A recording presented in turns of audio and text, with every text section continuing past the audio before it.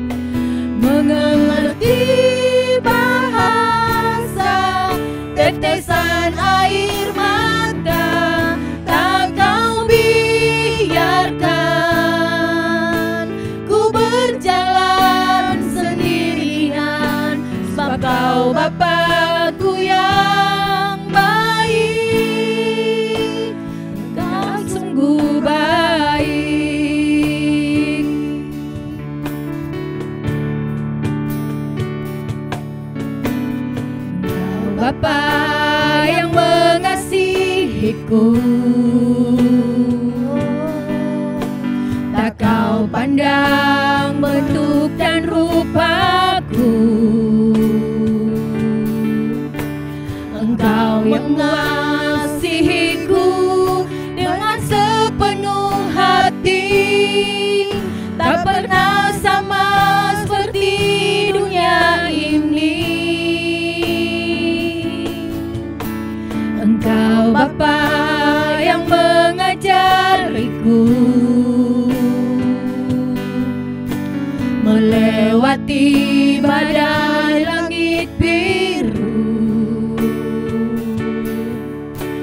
Kau yang membuatku terbang bagaikan raja wali, mengatasi segala pencobaan.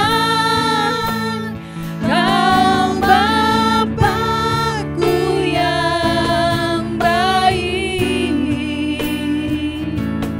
mengerti bahasa tetesan air mata. Tak kau biarkan ku berjalan sendirian, sebab kau Bapakku yang baik. Ya, kau Bapa yang baik, Bapakku yang baik, mengerti bahasa tetesan air mata. Tak kau biarkan ku berjalan sendirian, sebab kau Bapakku yang baik. Engkau sungguh baik.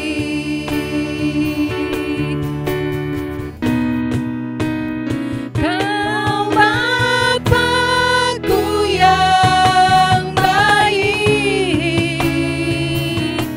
mengerti bahasa tetesan air mata. Tak kau biarkan ku berjalan sendirian, sebab kau Bapakku yang baik. Engkau sungguh baik.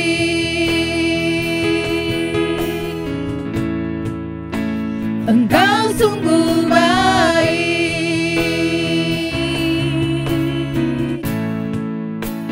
Engkau sungguh baik.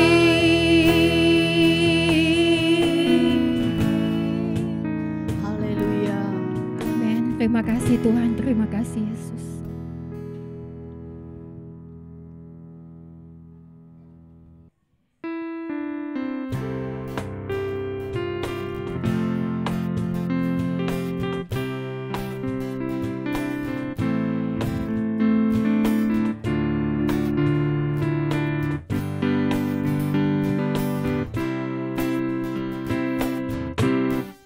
Ku berbahagia,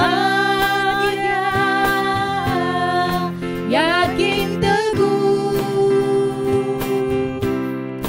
Yesus abadi, kepunyaanku.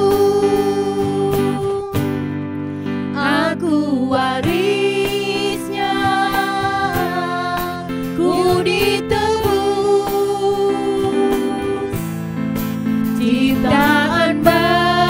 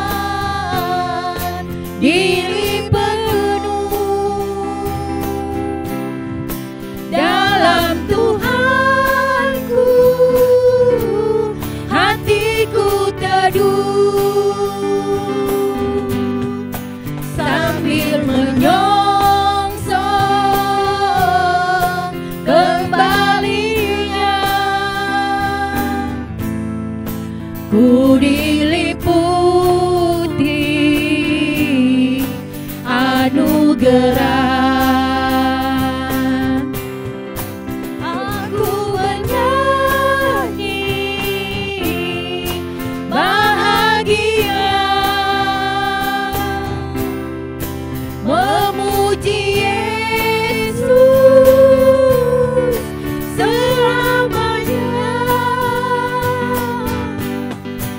Aku bernyanyi bahagia, memuji Yesus selamanya. Ku berbahagia, yakin teguh, Yesus abadi kepunyaanku. Aku warisnya, ku ditebus, ciptaan baru, Roh Kudus. Aku bernyanyi bahagia, memuji Yesus selamanya. Aku bernyanyi bahagia, memuji Yesus selamanya. Memuji Yesus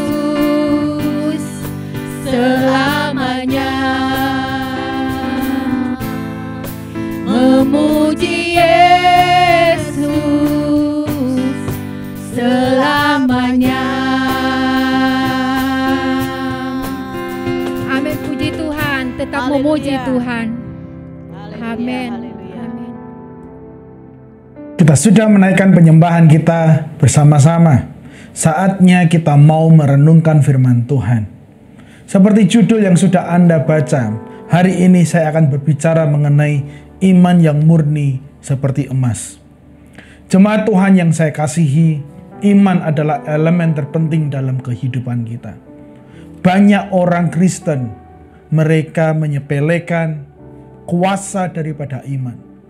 Padahal Yesus sudah berkali-kali membahas, memberikan gambaran begitu berkuasanya iman. Iman sesungguhnya adalah mata uang dalam kerajaan Allah. Segala sesuatu yang ingin kita dapatkan daripada Tuhan, segala sesuatu yang bisa membuat kita lebih baik, segala sesuatu yang membuat kita bisa semakin dekat, itu tergantung seberapa iman yang kita miliki. Iman sebesar biji sesawi bisa memindahkan gunung. Itu salah satu apa yang Yesus nyatakan mengenai pentingnya iman dalam kehidupan kita. Dan melalui firman Tuhan ini saya berharap bahwa iman kita semakin murni. Iman kita bisa semakin kokoh. Iman kita bisa semakin kuat di tengah begitu banyak cobaan, begitu banyak mungkin penderitaan, begitu banyak mungkin tantangan dan masalah yang harus kita jalani. Saya percaya itu adalah bagian daripada rencana Allah, kehendak Allah untuk kita bisa mengalami pemurnian. Sehingga iman itu akan semakin murni seperti emas. Jemaat Tuhan, firman Tuhan hari ini didasarkan kepada sebuah ayat yang dituliskan di dalam 1 Petrus. 1 Petrus 1 ayat 6 sampai 7 dikatakan seperti ini dari terjemahan sederhana Indonesia. Pengharapan itu membuat kita sangat bersukacita, walaupun dalam hidup yang sementara ini banyak peristiwa menyedihkan karena kita sedang mengalami berbagai kesulitan sesuai dengan kehendak Tuhan. Dia mengizinkan kita diuji untuk membuktikan apakah kita sungguh-sungguh yakin kepada Kristus atau tidak. Keyakinan kita ibarat emas yang diuji dan dimurnikan dengan membakarnya dalam api. Kalau emas yang fana pun diuji sedemikian keras, Terlebih lagi keyakinan kita yang kekal, yang lebih berharga daripada emas. Bila keyakinan kita bertahan melewati ujian itu, kita akan menerima hormat, pujian, dan kemuliaan ketika Kristus Yesus menyatakan diri pada hari kedatangannya. Sebuah ayat yang begitu menarik bisa kita lihat, bahwa pada saat itu Petrus sedang memberikan sebuah penghiburan. Petrus sedang memberikan sebuah pengingat kepada jemaat di sana, di mana mereka sedang mengalami begitu banyak penderitaan oleh karena Injil. Mereka mengalami hal-hal yang kurang baik, mereka disiksa, mereka mungkin mengalami yang sakit menurut daging mereka. Tetapi Petrus memberitahu bahwa ketika Allah mengizinkan, ketika Allah berkehendak itu terjadi, sesungguhnya Allah sedang memurnikan keyakinan kita, memurnikan kepercayaan kita. Apakah kepercayaan kita itu sungguh-sungguh ditaruhkan kepada Kristus, atau jangan-jangan supaya kita bisa menerima berkat semata? Nah, hal ini juga bisa menjadi sebuah perenungan buat kita semua hari-hari ini.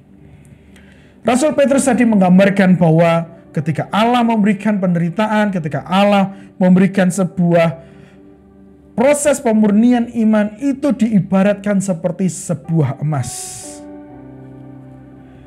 Emas yang murni memiliki kaitannya dengan iman yang murni. Iman yang murni itu walaupun secara nilai tidak sama, tetapi bisa digambarkan seperti emas, seperti sebuah logam emas yang membantu kita supaya kita bisa menghidupi kehidupan yang lebih murni iman kita di hadapan Tuhan. Iman yang murni nilainya jauh lebih berharga daripada emas, bahkan emas murni sekalipun. Kita semua tahu, tadi diberitahu bahwa emas itu fana, nilainya tidak kekal, sedangkan iman nilainya kekal. Iman itu tidak bisa dipengaruhi oleh situasi yang sedang terjadi. Emas nilainya naik turun, bukan? Mungkin ada di antara kita yang berinvestasi emas. Terkadang nilainya itu begitu tinggi, tapi terkadang juga bisa drop, jatuh, sangat murah. Karena nilainya fana. Dan biarlah kita bisa semakin diingatkan atau semakin memegang prinsip ini, bahwa iman itu nilainya jauh lebih berharga daripada emas dunia ini yang nilainya bersifat tidak pasti. Dan tentu ketika Tuhan mengizinkan semua hal, maka semua hal yang kurang baik tentu saja, maka kita bisa memiliki iman yang murni. Iman yang murni dihasilkan dari sebuah tantangan, kesulitan, dan pencobaan. Jemaat Tuhan, izinkan saya memberikan sebuah pertanyaan perenungan buat kita semua pada siang hari ini. Mengapa iman itu harus dimurnikan seperti emas? Mengapa Petrus menggambarkan pemurnian iman itu seperti pemurnian sebuah emas? Pasti ada tujuannya, pasti ada motivasinya, pasti ada sebuah makna yang begitu dalam di baliknya. Sehingga itu bisa membuat kita menjadi belajar. Dan kita bisa memiliki sebuah kehidupan yang baru. Kehidupan yang penuh dengan kemurnian Allah. Mengapa iman kita harus murni seperti emas? Poin yang pertama yang bisa saya tunjukkan buat kita semua adalah emas bertahan dalam suhu yang tinggi supaya bisa menjadi murni. Ada sebuah proses pemurnian emas di mana pemurnian itu harus menggunakan api. Kalau tidak salah, saya pernah membaca sebuah emas bisa dimurnikan ketika dipanaskan dalam sebuah api yang mencapai titik didih tertentu, yaitu sampai 120 derajat Celcius. Ketika emas dimasukkan ke dalam titik panas tersebut, maka itu bisa menjadi murni, itu bisa menjadi lebih baik, dan emas tetap bertahan, tidak menjadi hancur atau rusak. 1 Petrus tadi sudah mengajarkan kepada kita semua di ayat yang ke-7. Dia mengizinkan kita diuji untuk membuktikan apakah kita sungguh-sungguh yakin kepada Kristus atau tidak. Keyakinan kita ibarat emas yang diuji dan dimurnikan dengan membakarnya di dalam api. Emas yang murni harus diuji dengan api dalam proses yang lama untuk menghilangkan unsur-unsur yang kotor. Supaya emas itu bisa menjadi murni, kotoran yang ada di sekitarnya, kotoran yang sempat menempel mungkin itu bisa bersih kembali hanya dengan dipanaskan dalam api. Jemaat Tuhan yang saya kasihi, iman juga perlu menghadapi berbagai ujian dan pencobaan supaya bisa dimurnikan. Penderitaan juga bahkan diizinkan Tuhan untuk membuang hal-hal yang kotor dalam kehidupan kerohanian kita seperti keinginan daging. Mungkin selama ini kita tidak bisa mengalami banyak hal karena iman kita tidak murni. Iman kita bisa menjadi kotor karena apa yang kita dengar. Iman yang kita miliki itu bisa kotor karena apa yang kita lihat. Salah satu contoh ketika iman itu tidak murni adalah ketika ke-12 pengintai yang disuruh untuk mengintai pada saat itu. Ada 2 orang yang melihat sebuah kesempatan, sedangkan 10 yang lain meragukannya. Yang ke-10 ini sudah melihat, tetapi imannya terkotori, tertutupi dengan rasa takut, dengan fakta-fakta yang ada. Sedangkan Joshua dan Kaleb, kedua orang ini melihat tanah yang sama. Karena imannya murni, karena imannya baik, ditaruhkan kepada Tuhan, maka dia berkata bahwa ini adalah sebuah kesempatan yang Tuhan akan berikan buat kita, tanah perjanjian tersebut. Jemaat Tuhan, kita perlu memiliki iman yang murni, sehingga kita bisa mengalami Tuhan lebih lagi. Kita bisa berjumpa dengan apa yang Tuhan sudah persiapkan, apa yang Tuhan sudah kehendaki dalam hidup kita. Jangan sampai kita menjadi gagal menikmati berkat Tuhan karena iman kita kurang murni di hadapannya. Masih banyak contoh Alkitab lain. Dan seringkali ketika perjanjian Allah tidak jadi tergenapi, itu karena sebuah iman yang kurang sungguh-sungguh, yang tidak murni kepada Allah. Emas dapat bertahan dalam sebuah suhu yang panas tinggi ketika dimurnikan. Iman pun harus tetap teguh berdiri dalam suhu yang tinggi, yaitu berbagai penderitaan yang besar sekalipun ketika dihadapi. Hal ini mengingatkan saya kepada sebuah peristiwa Sadrak, Mesak, dan Abednego di dalam dapur perapian. Dikatakan seperti ini di Daniel 3 ayat 26-27.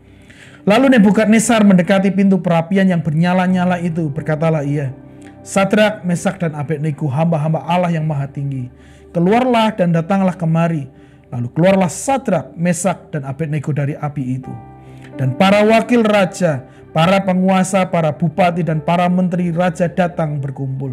Mereka melihat bahwa tubuh orang-orang ini tidak mempan oleh api itu, bahwa rambut di kepala mereka tidak hangus, jubah mereka tidak berubah apa-apa, bahkan bau kebakaran pun tidak ada pada mereka. Sadrak, Mesak, dan Abednego ini sama sekali tidak kompromi dengan dosa. Ketika ada sebuah ancaman untuk menyembah patung, dia berkata, saya tidak mau. Saya mau tetap menyembah kepada Allah saja. Dia tetap berdiri pada seluruh kota itu sedang menyembah kepada patung. Dan ketika iman mereka diuji dengan dimasukkan ke dalam dapur api, mereka semuanya, dan iman itu terbukti. Iman itu sama sekali tidak goyah. Mereka tidak membatalkan imannya. Mereka tidak menjadi menyembah kepada patung. Tidak. Mereka tetap berdiri di atas iman yang murni itu. Percaya bahwa Allah lah yang berkuasa. Dan betul, seperti apa yang sudah kita baca tadi, bau kebakaran pun tidak ada pada mereka. Allah membela mereka. Allah menolong mereka. Jemaat Tuhan yang saya kasihi, Adakah sebuah peristiwa dalam hidupmu hari-hari ini ketika engkau dicobai mengenai imanmu? Saya mendorong pencobaan itu, ujian itu, tantangan itu sedang memurnikan hatimu. Jangan pernah kompromi dengan dosa. Jangan pernah kompromi dengan hal-hal yang ditawarkan oleh dunia. Jangan sampai engkau meninggalkan Tuhan. Jangan sampai engkau melepaskan iman itu demi sesuatu yang engkau harapkan mungkin selama ini. Tunggulah, pasti ada waktunya Allah akan menggenapi apa yang menjadi keinginan hatimu. Atau jangan-jangan Allah sudah mempersiapkan yang lebih baik dari apa yang bisa engkau bayangkan, dari apa yang bisa engkau doakan. Allah kita begitu luar biasa. Dia penuh dengan misteri terkadang. Untuk bisa memurnikan hati kita, iman kita. Apakah kita sungguh-sungguh percaya kepada Dia? Mungkin saat kita dimurnikan oleh Tuhan melalui dapur ujian dan pencobaan serta penderitaan yang kita alami tidak seberat Sadrak, Mesak, dan Abednego. Tetapi percayalah, saat kita menghadapi pemurnian iman hari-hari ini, Tuhan Yesus akan menyertai Anda. Tuhan Yesus akan menolong Anda supaya kita bisa keluar dan menang melalui semua ujian dan cobaan yang Tuhan izinkan. 1 Korintus 10 ayat 13 jelas dikatakan seperti ini. Pencobaan-pencobaan yang kamu alami ialah pencobaan-pencobaan biasa yang tidak melebihi kekuatan manusia. Sebab Allah setia dan karena itu Ia tidak akan membiarkan kamu dicobai melampaui kekuatanmu. Pada waktu kamu dicobai, Ia akan memberikan kepadamu jalan keluar sehingga kamu dapat menanggungnya. Jadi, poin yang pertama, perlu kita catat bersama-sama. Mengapa iman perlu dimurnikan seperti emas? Karena emas bertahan dalam suhu tinggi yang murni. Dan diharapkan kehidupan kita bisa terus bertahan di dalam iman yang murni. Semua hal yang mengotori iman kita, percaya kita itu bisa dihancurkan. Dan kita sangat mengandalkan Tuhan sehari-hari sampai Tuhan melakukan sesuatu. Poin yang kedua, apa yang bisa kita lihat? Mengapa iman perlu dimurnikan seperti emas? Tentu karena emas mempunyai berat jenis lebih tinggi dari logam yang lain. Jemaat Tuhan, kita baru saja melihat Olimpiade, pesta olahraga terbesar di dunia. Orang berusaha untuk menjadi nomor 1. Mengapa menjadi nomor 1? Karena yang menjadi hadiahnya adalah medali emas. Juara 2 medali perak, juara ketiga adalah medali perunggu. Tentu dari ketiga hal ini yang memiliki berat jenis lebih tinggi adalah emas. Karena dia diberikan kepada mereka yang juara 1. Emas memiliki berat jenis yang lebih daripada logam yang lain. Lebih berharga, lebih baik, lebih mahal, dan seterusnya. Sama halnya juga dengan iman kita. Iman kita juga memiliki nilai tinggi dari apapun di dunia ini. Iman kita memiliki nilai tinggi, nilai pengaruh yang besar dalam kehidupan kerohanian kita juga. Dengan iman maka kita menjadi bernilai, kita menjadi begitu berharga di mata Tuhan. Kita menjadi lebih berharga ketika iman itu menjadi murni. Ketika iman kita menjadi murni, kita tahu gambar diri kita. Ketika iman kita murni, kita tahu seberapa kita berharga di hadapan Tuhan. Ketika iman itu murni, kita bisa mengerti bahwa Tuhan sudah menjadikan kita berharga, dibenarkan, dikuduskan, dikhususkan. Itu bisa kita alami dan mengerti ketika iman kita benar-benar murni di hadapan Allah. Ibrani 10 ayat 38 mengatakan seperti ini. Tetapi orangku yang benar akan hidup oleh iman, dan apabila ia mengundurkan diri, maka aku tidak berkenan kepadanya. Jika kita mau hidup benar, maka kita harus hidup oleh iman. Imanlah yang membuat kita bisa berkenan di hadapan Allah. Tentu Ibrani 11 ayat 6, sebuah ayat yang terkenal buat kita semua. Tetapi tanpa iman tidak mungkin orang berkenan kepada Allah. Tidak mungkin seseorang bisa berkenan di hadapan Allah tanpa iman yang dia miliki. Maka jemaat Tuhan, kita perlu memiliki iman yang murni, sehingga kita bisa menghargai apa yang Yesus sudah lakukan dalam hidup kita, supaya Yesus bisa terus menjadi berharga dalam hidup kita karena kita memiliki iman. Kita bisa menghargai semua yang Allah berikan oleh karena kasih karunia-Nya, karena iman kita murni di hadapannya. Jadi jemaat Tuhan yang saya kasihi, marilah kita menjadi orang-orang yang terus setia. Marilah kita menjadi orang-orang yang mau terus melayani, jangan pernah mundur. Kesulitan apapun yang engkau hadapi, biarlah iman itu tidak engkau gantikan.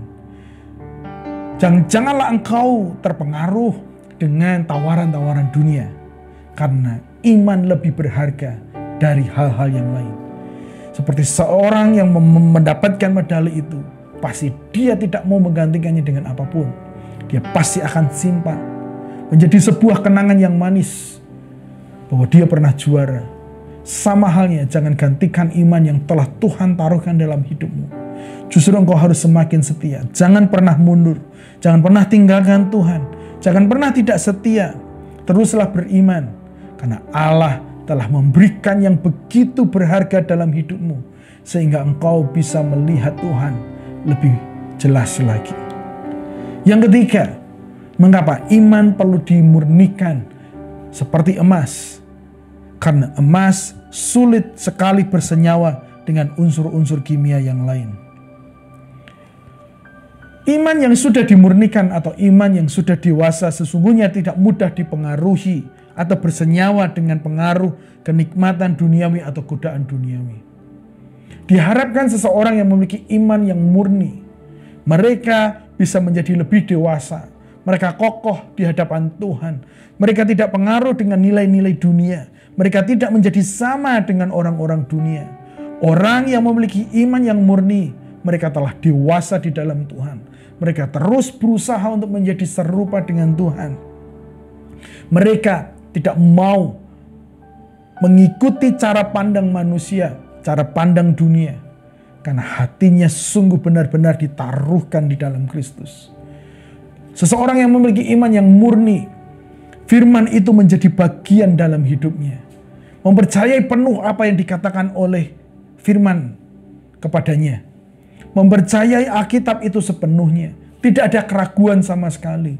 Itu adalah orang yang memiliki kehidupan iman yang murni. Karena apa? Karena tidak bisa terpengaruh. Ketika dunia mengarah kepada satu jalan, mereka yang hidup di dalam iman yang murni, mereka akan tetap memegang kebenaran Allah. Ketika orang berusaha untuk menjadi sukses, bisnisnya maju dengan cara yang kurang baik, dan mereka cukup berhasil mungkin katakanlah secara kasat mata. Orang yang penuh dengan iman yang murni tidak akan terpengaruh. Meski mungkin kecepatan keberhasilannya lebih lambat dari mereka yang curang, mereka akan tetap memilih bahwa aku mau menghidupi kebenaran Allah. Jangan pernah tergoda dengan apapun. Jangan pernah tergoda dengan godaan iblis. Iblis tidak akan pernah memberikan yang baik.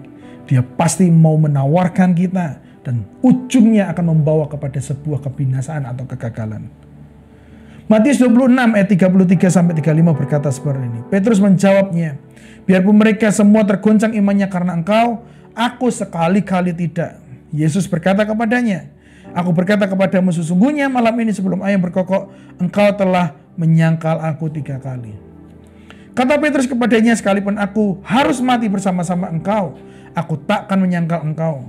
Semua murid yang lain pun berkata demikian juga. Jadi kita bisa lihat bahwa ada sebuah komitmen, ada sebuah kesungguhan daripada murid untuk bisa menjadikan Yesus sebagai Tuhan dan Juru Selamat mereka. Mereka akan berkomitmen sebisa mungkin bahwa Yesuslah yang akan menjadi terutama dalam kehidupan mereka. Ya, meski kita tahu bahwa pada akhirnya mereka meninggalkan Tuhan. Tetapi pada akhirnya para murid itu pun bertobat. Kita bisa tahu ketika Yesus bertanya kepada Petrus, apakah engkau mengasihi aku 3 kali ditanyakan. Ya. Dia harus menggembalakan domba-dombanya. Dan kemudian di akhir hidupnya dia menggembalakan domba-domba Kristus. Dia bisa melayani dengan baik. Pernah gagal, tetapi pada akhirnya Petrus menghidupi iman yang murni itu. Jemaat Tuhan yang saya kasihi, perjalanan hidup iman kita itu tidak mudah, begitu banyak tantangan naik turun. Tetapi saya berdoa pada akhirnya bahwa kita akan menghidupi iman yang murni itu. Kita akan kembali kokoh berdiri bahwa Tuhan, Engkaulah satu-satunya yang akan aku andalkan dalam hidup ini. Jangan pernah terpengaruh oleh apapun. Percayalah kuasa Allah masih berlaku sampai hari ini. Yang terakhir, mengapa iman perlu dimurnikan seperti emas? Karena emas murni memantulkan cahaya berkilauan. Emas yang kotor pasti agak usam. Emas yang kotor, yang belum jadi, pasti kurang menarik. Orang gak mau mengambilnya, karena mungkin samalah dengan batu yang lain. Tetapi setelah emas itu dimurnikan dalam sebuah proses, api yang panas, ada kemilau yang akan terlihat, cahaya akan dipantulkan. Demikianlah juga kiranya, hendaknya iman kita. Ketika engkau dimurnikan, pada akhirnya engkau akan membawa terang Kristus ke tengah dunia ini. Engkau bisa membawa dampak yang baik. Engkau bisa membawa pengaruh yang baik kepada orang-orang di sekitarmu. Iman yang sudah dimurnikan dalam berbagai pencobaan akan mampu memancarkan cahaya kemuliaan Tuhan. Itulah yang Yesus maksud. Biarlah supaya kita bisa memancarkan terang. Dan biarlah terangmu bercahaya. Terang itu bukan dari kita, tetapi dari Allah.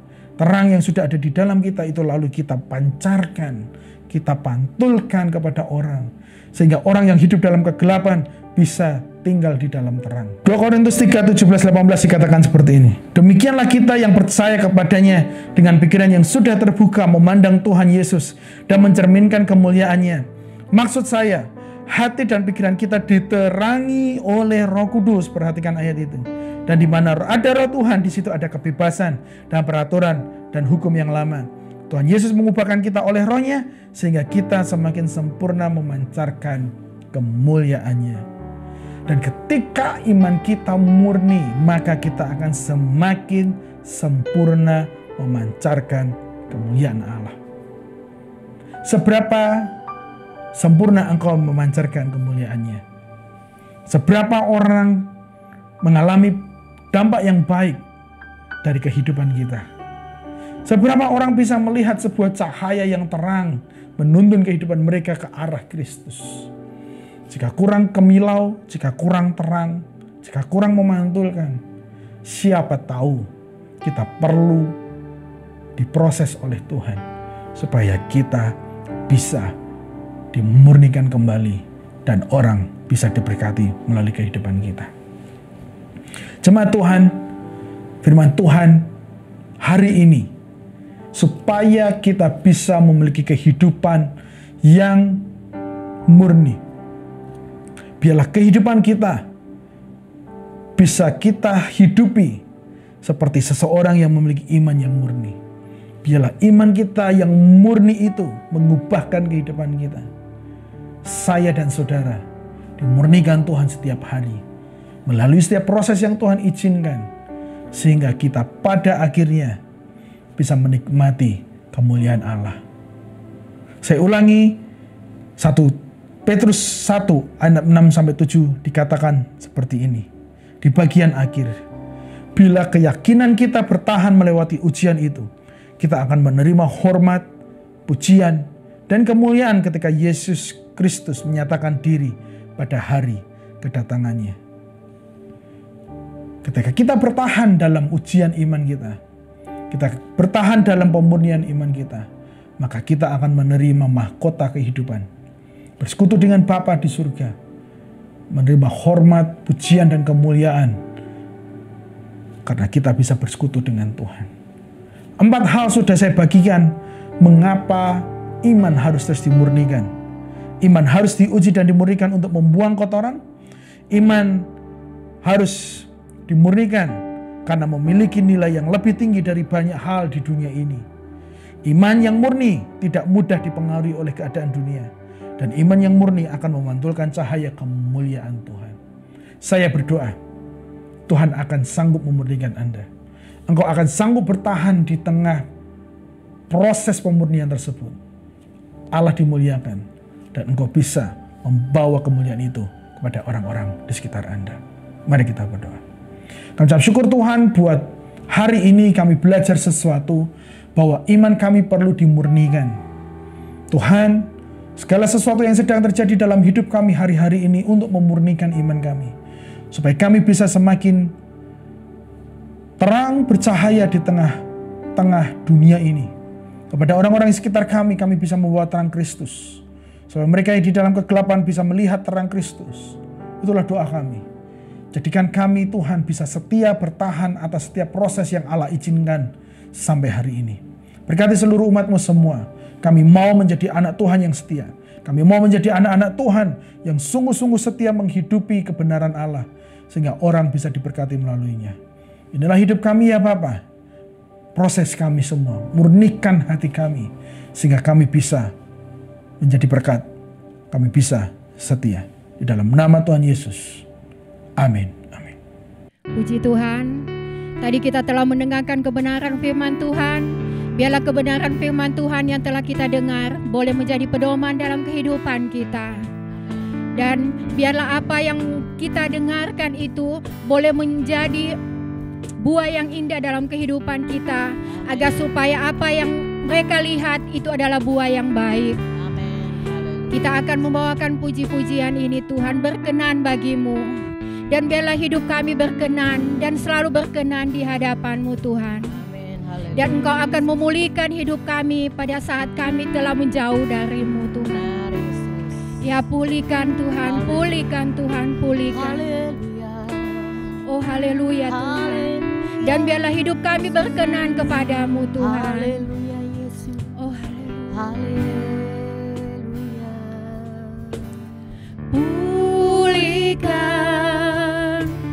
Pulihkan hatiku dengan kasih-Mu. Bentuklah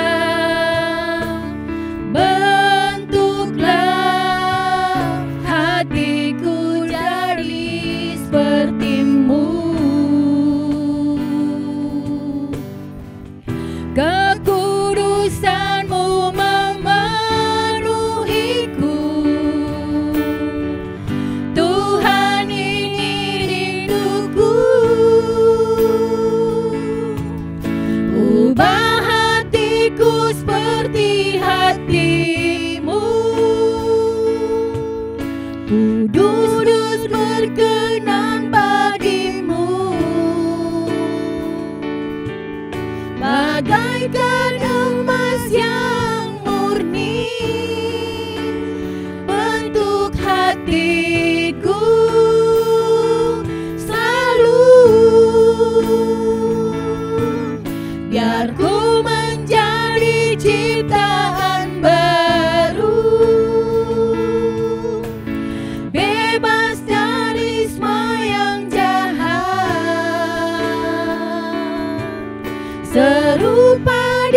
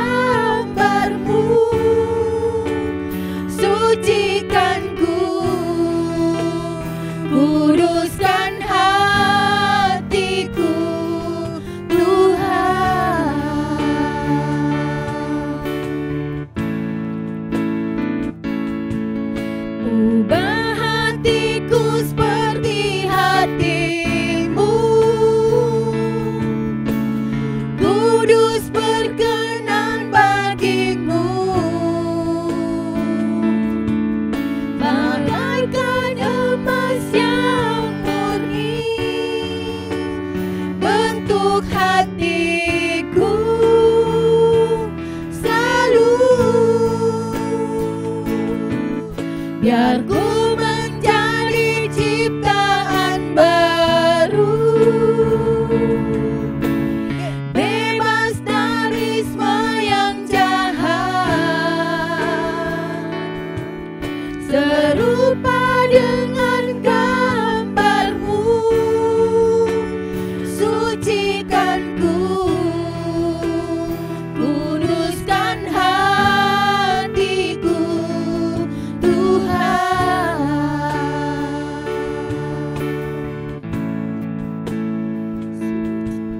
Biar ku menjadi ciptaan baru, bebas dari semua yang jahat, serupa dengan gambarmu. Sucikan ku, kuduskan hatiku, Tuhan.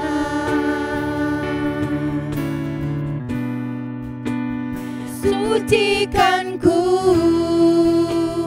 kuduskan hatiku, Tuhan.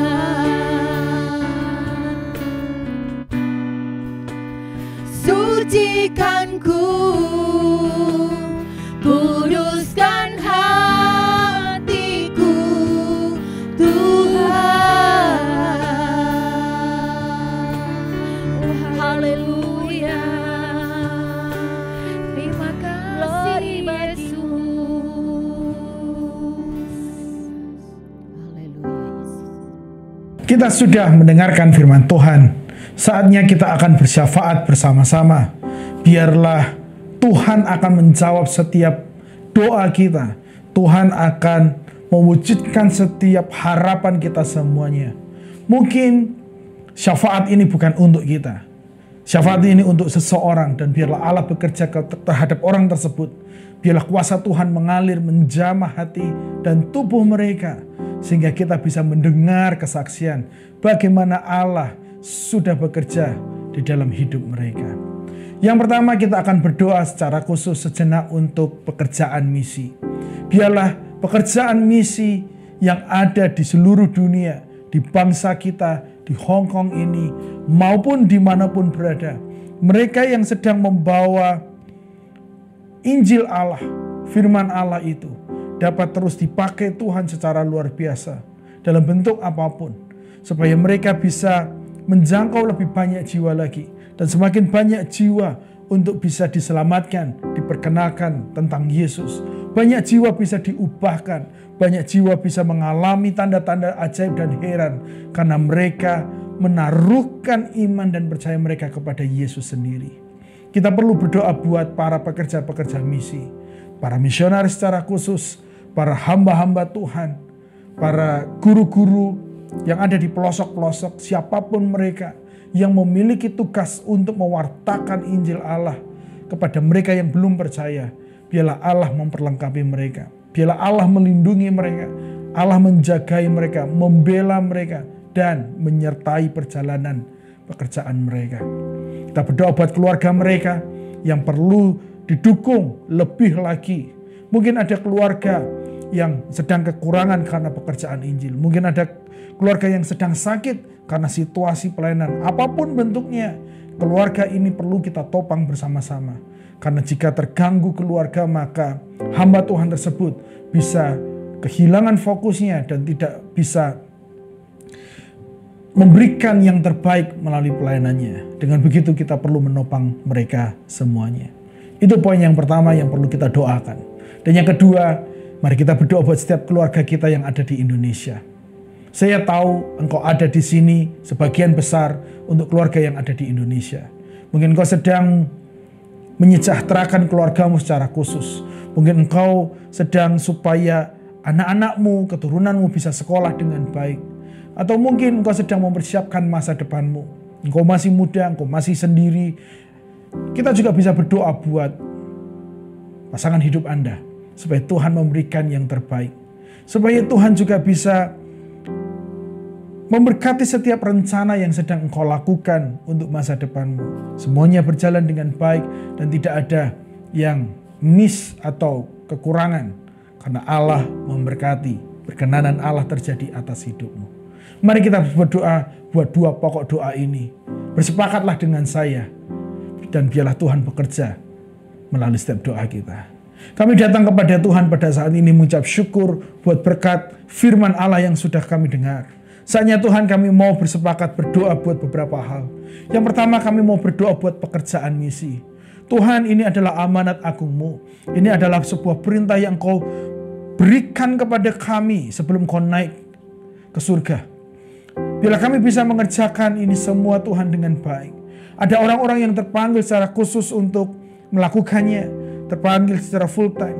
Namun sesungguhnya panggilan ini bukan hanya untuk sekelompok orang, tetapi bagi kami semua. Biarlah hamba berdoa kami semua bisa mengerjakan, mengemban tugas ini dengan baik ya Tuhan. Ketika Engkau taruhkan kami di negara Hong Kong ini buat jemaat ICA Tuhan, pasti ada maksud Allah. Dan salah satu maksud Allah adalah supaya kami bisa membawa pekabaran Injil itu Tuhan kepada mereka yang kami temui. Bapa, hamba berdoa biarlah kami bisa bertemu dengan orang-orang yang tepat, memiliki kesempatan yang baik untuk mengatakan siapa Yesus, memperkenalkan siapa Yesus, dan membawa mereka kepada Yesus. Yesus sudah berlaku begitu banyak dalam hidup kami, dan biarlah Yesus yang sama itu bekerja di tengah-tengah orang yang sedang kami layani atau sedang kami jangkau ya Tuhan. Berikan kami keberanian, berikan kami kuasa melalui setiap perkataan kami, sehingga Kristus bisa ditinggikan dan dimuliakan. Bapak, kami mau berdoa secara khusus buat mereka yang ada terjun langsung di dalam pekabaran Injil. Para misionaris, hamba-hamba Tuhan, guru-guru agama, siapapun mereka ya Tuhan. Mereka yang bekerja di balik layar di organisasi-organisasi misi ya Tuhan. Kami berdoa supaya semuanya biarlah bisa bekerja bergandengan tangan untuk bisa membawa Kristus kepada 1-2 orang atau sekelompok tertentu ya Bapak. Biarlah mungkin persiapan-persiapan yang sudah dilakukan, penerjemahan Alkitab atau pembelajaran bahasa yang sedang dilakukan, sesederhana apapun dan sekompleks apapun yang mereka kerjakan untuk mengabarkan Injil, hamba berdoa biarlah Tuhan yang akan campur tangan. Tuhan cukupkan setiap kebutuhan mereka. Tuhan yang akan membawa mereka kepada sebuah suasana tertentu sehingga Allah bisa dipermuliakan, Allah bisa ditinggikan. Yang sakit akan disembuhkan melalui pelayanan mereka. Yang buta akan melihat, yang lumpuh akan berjalan, yang sakit disembuhkan, yang terikat akan dilepaskan di dalam nama Yesus. Ini doa kami. Mungkin kami tidak bisa terjun langsung Tuhan ke pedalaman-pedalaman atau kepada kota tertentu. Tapi biarlah doa kami terus kami bisa menaikkan kepada Allah untuk mensupport mereka semua. Para keluarga yang ada ya Tuhan di balik daripada para pekerja-pekerja ini Tuhan. Kami mau juga berdoa, lindungi mereka, jagai mereka. Mungkin mereka juga ada di mission field, mereka ada di tempat pekerjaan misi itu Tuhan. Jagai mereka semua. Yang sakit juga Tuhan yang akan sembuhkan. Bela mereka Tuhan. Ketika mereka dikucilkan, ketika mereka direndahkan, berikan mereka sebuah kekuatan yang baru untuk bisa tetap berdiri di dalam pekerjaan pekabaran Injil ini Tuhan. Hamba berdoa di dalam nama Yesus. Bila kami semua jemaat Tuhan, bila kami semua para gereja-gereja yang ada tetap aktif Tuhan untuk mengabarkan Injil itu ke tengah dunia ini, membawa kerajaan Allah ke tengah dunia, sehingga mereka bisa mengalami kerajaan Allah mulai hari ini, mulai sekarang ini, dan nanti sampai kekal selama-lamanya.